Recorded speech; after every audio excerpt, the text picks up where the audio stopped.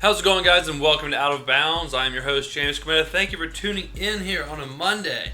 An exciting Monday. I'm filming the show directly after Sunday Night Football, so another late night for me. Another late night doing the show, but I thank you very much. You could have been anywhere in the world, but you chose to spend 30 minutes with me talking sports, and I really do appreciate that. Thank you for tuning in, whether you're doing it on YouTube and getting the audio and visual aspect, or on the podcast, on iTunes, or my website, and just listening. Thank you either way. Now, we have a full show, per usual. Do we ever not have a full show? We could do this show 4 times in a row and still have a full show. We got content coming out of our throats.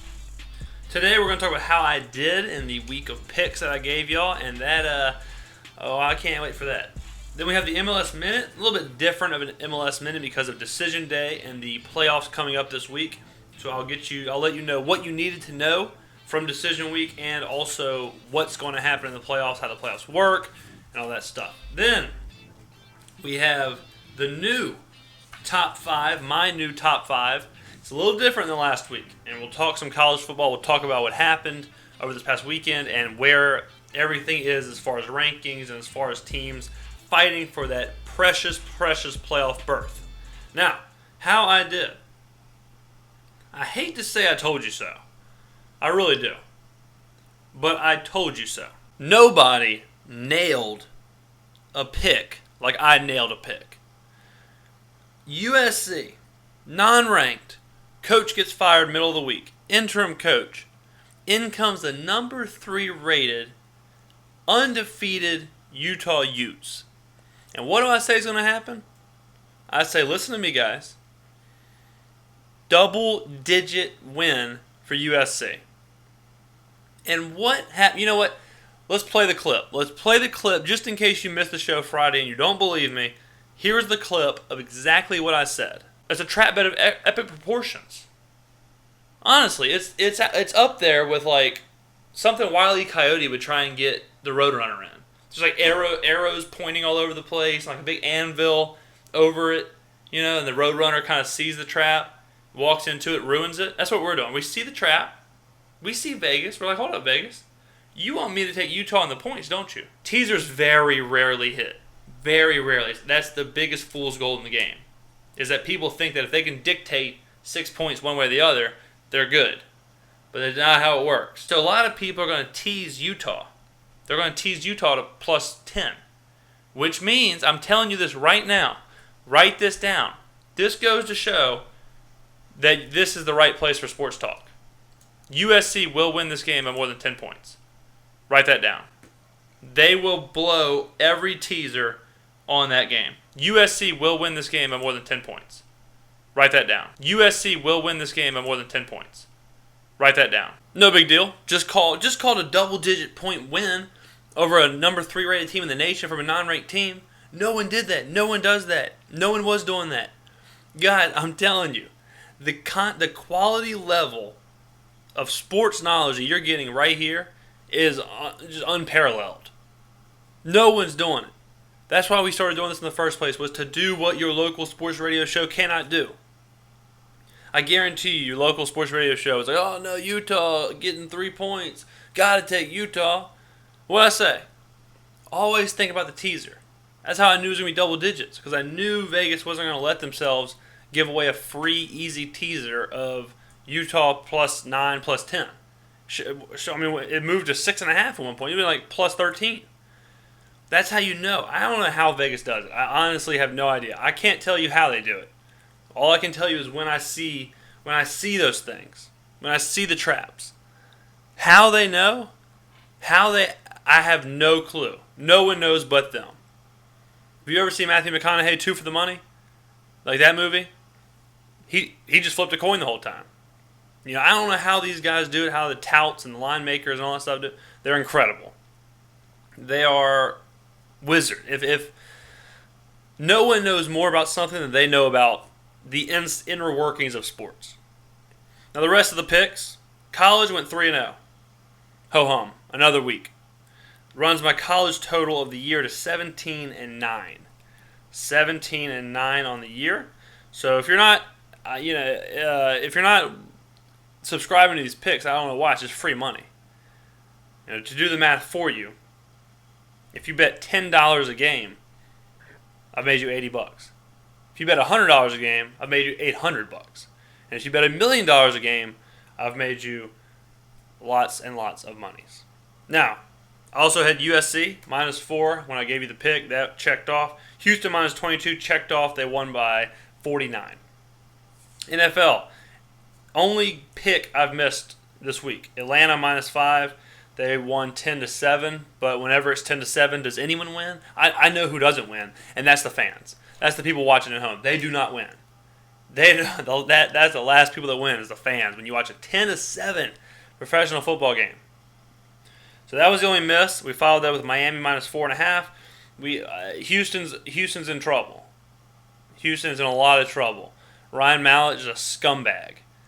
He missed the team flight. Said he was stuck in traffic. This is a guy getting paid millions of dollars to play football, and he can't catch a flight. Can't wake up for practice. He's awful. He's terrible. I don't know how Bill O'Brien still has him on the team. You got to get rid of that guy. And then we had San Diego, Oakland over 47. That finished in like the 60s. I love Oakland. I've told y'all before on the show how much I love Oakland. Love what they're doing up there. Derek Carr, man, he has got it figured out. I'm not really a big Jack Del Rio guy, but he's instilling something into the team. He's putting in that professional football. This is how you win. That's something that Oakland has not had. Oakland has had Lane Kiffin. They've had Tom Cable. They have all these bad coaches in there. Del Rio might not be the best coach, but he's been around. He knows how to win. He knows what it takes to win. He was on those Denver coaching squad or coaching teams with Peyton Manning, so he knows how to run a team, and that's what Oakland needs. They need someone to steer the ship in the right way. And finally, just clipped off 3 minutes ago, Carolina covered. Carolina -3 against Philadelphia. And then the last game we have is Baltimore +9 tomorrow night. I think it's safe to say that Philadelphia is not a good team. They just played. I think if you want to kind of look at them, kind of look at the whole thing, the easiest way to put it is that Chip Kelly thought he was so good at football or offense, thinking about football, that he could pretty much win with anyone. Just puts them into a system, they can win. That's what he believed. That's what he believes. He believes. You know how when you play Madden or something and you're so good at it that you don't have to waste a pick on a really good quarterback because you can make any quarterback good because you're just good at the game. Like 2K16, you don't need LeBron James because you can win with anybody. You're just good at the game. That's what Chip Kelly thinks. He thinks he's so good at the game that he doesn't need good players.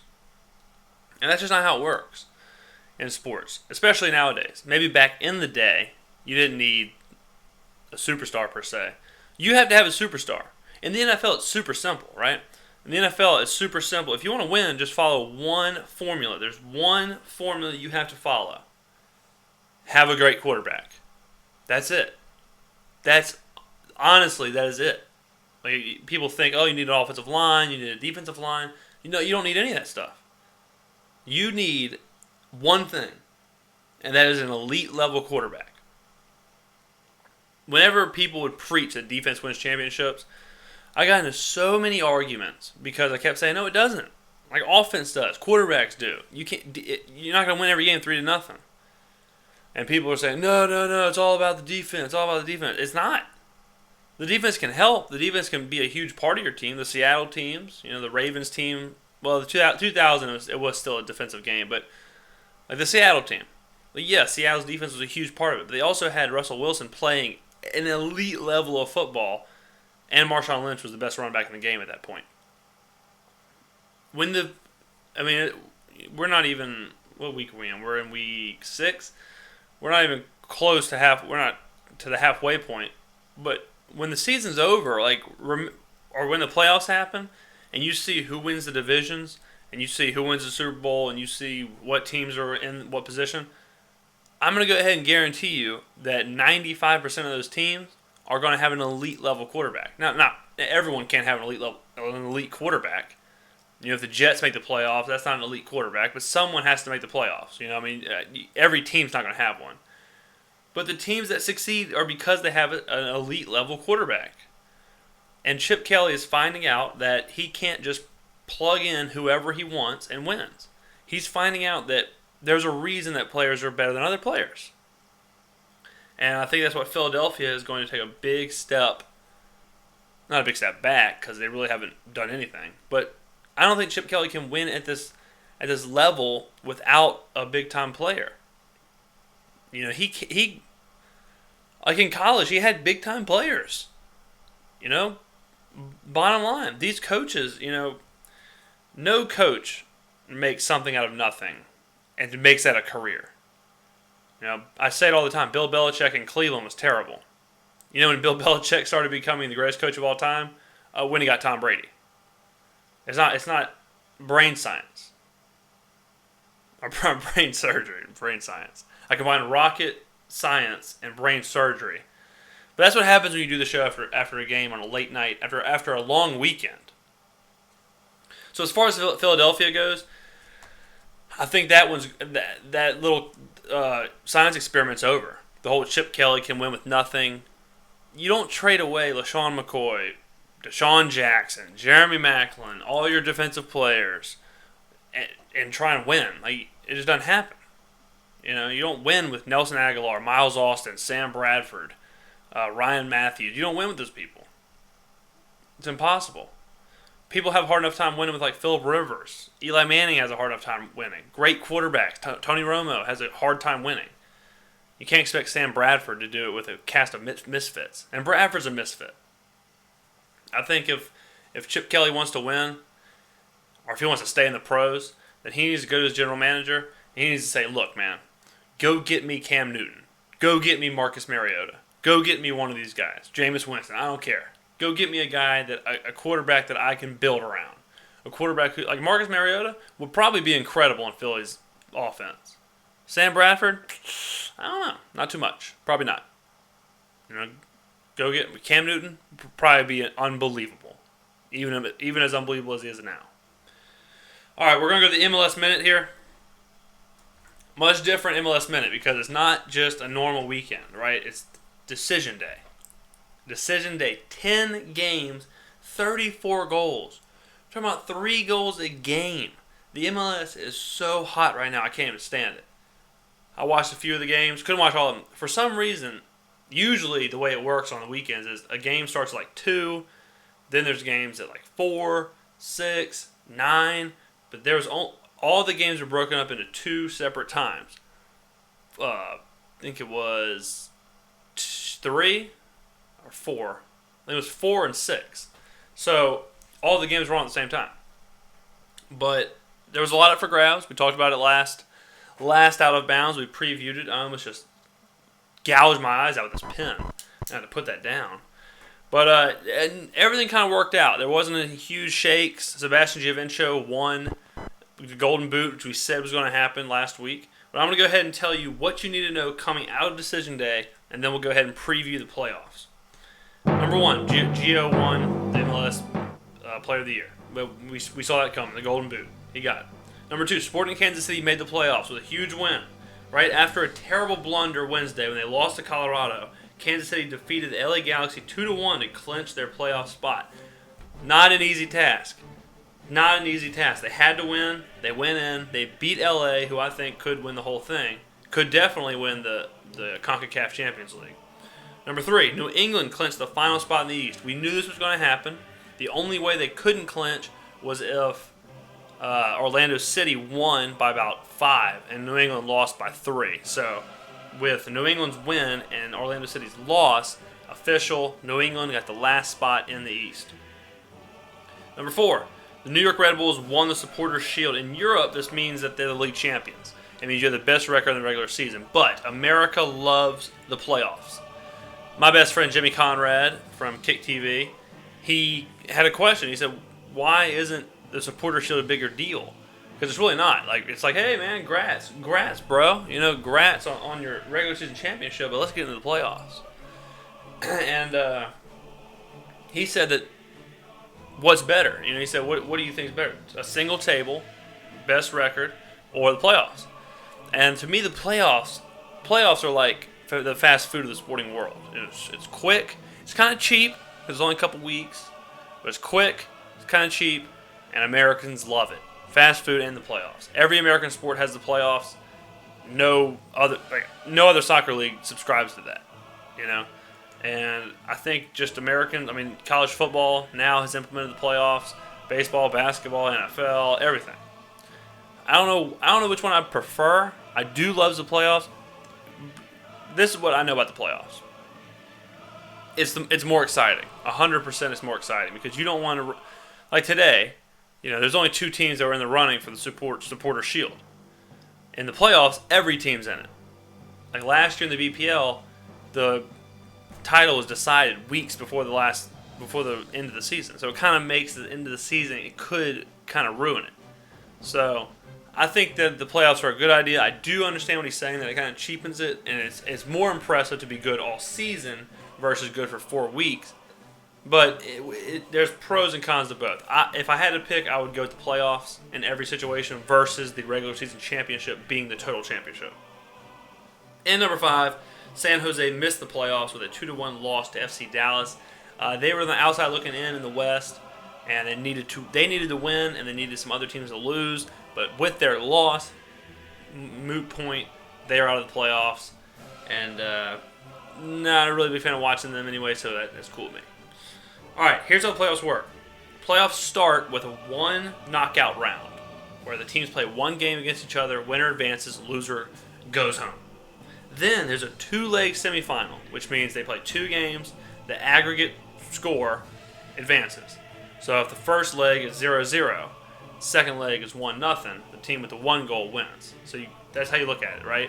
You can do the math. You play 2 games, that score of the 2 games, when you add it up, that's who advances. So then they do a 2-leg conference championship, right? Then they do a 1-game championship between the final 2 teams on December 4th, hosted by the higher seed. Here's the playoffs. FC Dallas, Vancouver, Columbus, and the Red Bulls all got byes. So they're waiting for their knockout round, the people from the knockout rounds to play. And that'll be determined by seeds. Here's the games, starting Thursday. Seattle versus LA, Portland versus Sporting Kansas City, Montreal versus Toronto. They play today too, so they play today. Montreal won 2-1 with 2 Didier Drogba goals, and now they'll play in the first round, the knockout round, to advance. I was really surprised Toronto lost that game because Seba is playing so good, and Altidore scoring goals, and Bradley's playing good, but Didier Drogba has that Montreal team flying. They could be a real threat for the MLS title. And finally, DC United and New England. So those 4 games will happen this week, and then the winners will be paired up with the people who got byes, and then we will have our semifinal games. So that is the MLS playoff. It's shaping up. It'll all start Thursday. It's been a hell of a season. I have had a blast watching it. I cannot wait for my first playoffs to enjoy. This is my first decision day, and it lived up to the hype. All right, finally, kind of a short show, if this stays on time. We will now do the top 5. College football, my top 5, not some stupid AP top 5. College football right now is so wide open. Like, I've never seen it this wide open. There is honestly probably 15 teams that can win the national championship. For real. I mean, if you look at the AP poll, right? I'm looking at the AP poll right now. Number 15 is Michigan. I mean, Michigan probably can't get into the playoffs, but about a week ago, people really thought they were a top 5 team. I think they were in my top 5. Let's keep going down. Ole Miss is number 19. At one point, Ole Miss was in the 3rd team in the nation. UCLA is 24th. I mean, it's crazy. Like, they're from Florida State, 17. Oklahoma's 14. Utah's 13. Iowa's 10. Like, 1 through, I'm honestly could see 15 to 20 teams that could win the national championship if they were in the game. Like, if Memphis played Ohio State, it'd probably be a touchdown game. I don't know who would win, but it'd be close. So last week, here's my top 5. Baylor was 1, TCU was 2, LSU was 3, Michigan State was 4, and Ohio State was 5. This week, new top 5. One major omission. Baylor is out of the top 5, even though they won, because Seth Russell fractured his neck on a run in the last few minutes of the game. 5 minutes left in the game, he fractures his neck. They don't know how long he's going to be out. All right, I've heard reports he could play after their off week. I've heard reports he's out for the season. It's a fractured bone in his neck, so it's got to be completely healed. They're not going to run this kid out there if he's got a fractured neck. But he's supposed to see a specialist this week. He could be out for the year, though. If he's out for the year, 19-year-old true freshman backup quarterback has to get in there, and it's not going to be the same team. Not going to be the same Baylor.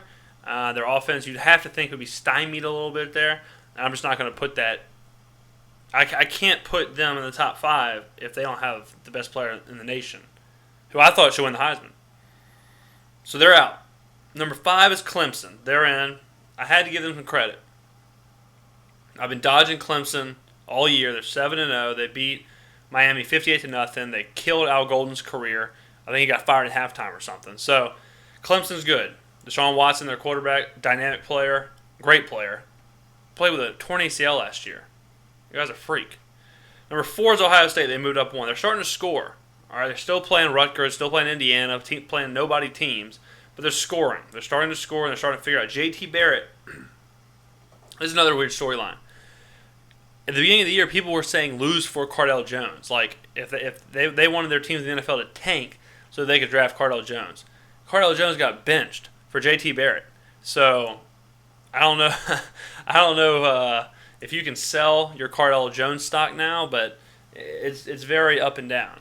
So I don't know. That's going to be one of those interesting situations. Who's going to be the guy that comes out of that? Is J.T. Barrett going to be? Is this going to be his year? Where Cardell Jones was the guy after their championship run. Is J.T. Barrett going to be the guy this year? I think the most important player on the team is Braxton Miller. He's been the best player offensively, even though he's a wide receiver / running back thing. He's been the best player in my opinion. You just got to keep finding ways to get him the ball. But Ohio State is not the same team as last year.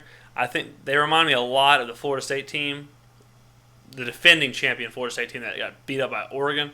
I wouldn't be surprised if Ohio State entered the playoffs undefeated and got blown out by, TCU or whoever here.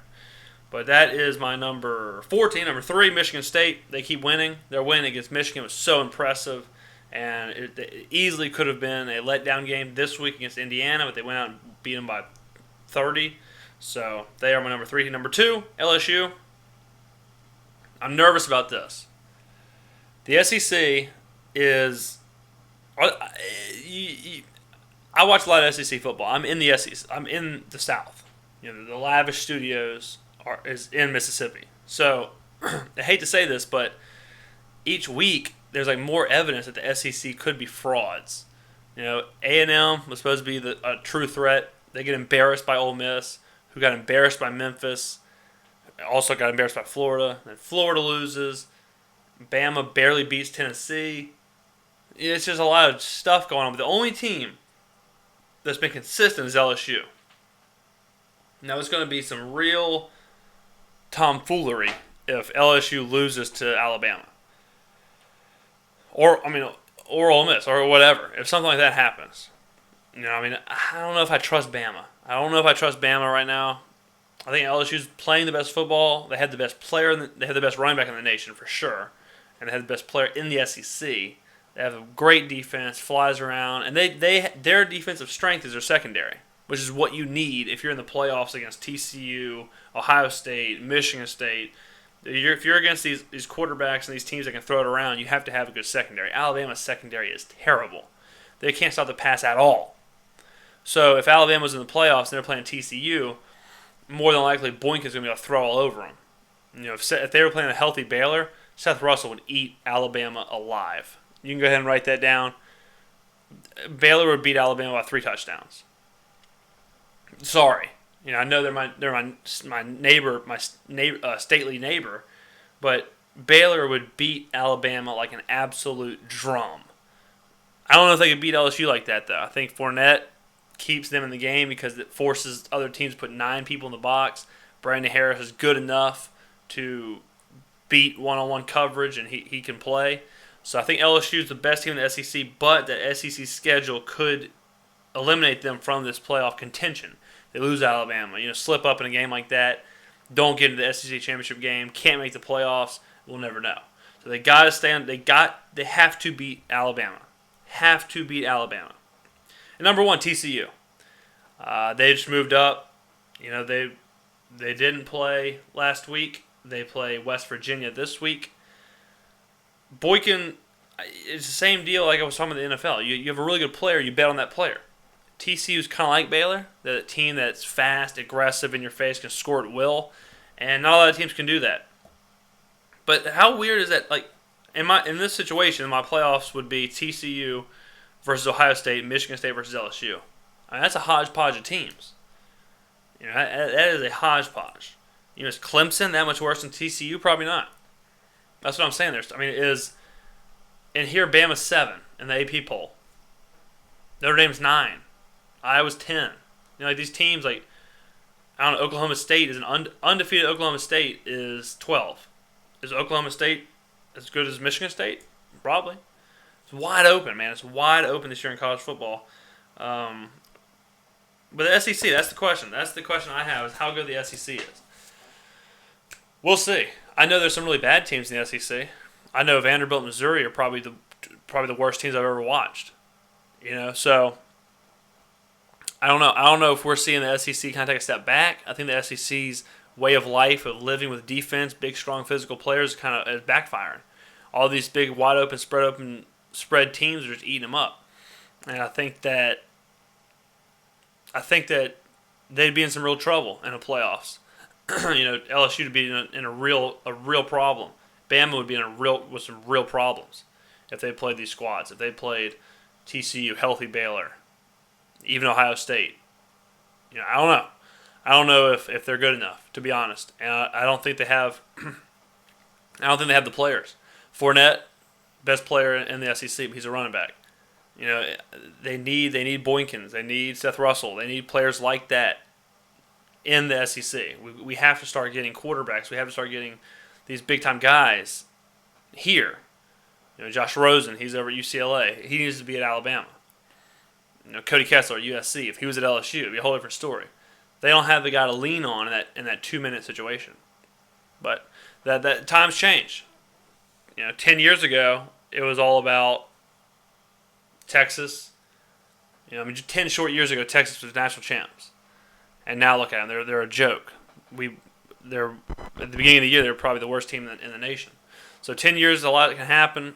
The SEC's enjoyed about 10 years of dominance. And we could be seeing like a cyclical type deal where they just got to kind of catch up. But I think they can. They have the coaches too, that's for sure. Thanks, guys, for joining me. Thank you very, very much. I really appreciate all the support, all the interaction, the comments, the tweets. I just this is a passion. I do enjoy this. I do this obviously for free. I do this just to do it. Just like tonight, staying up late, editing, putting this all together, putting it out for y'all or whatever for 30 minutes of sports talk. And it's nice to see support from people commenting and liking and sharing. So I really do appreciate that. And every time someone tells me, when they see me or something, they say, "Hey man, I saw this on your show," or "Hey man, I listen to your show when I'm eating dinner, at work, or at my lunch break." Every single person really does, really hits home. And I really do appreciate you very, very much. So enough of the sentimental stuff. I am your host, James Skrmetta. I hope you enjoyed another successful episode of Out of Bounds. Have a great week, guys.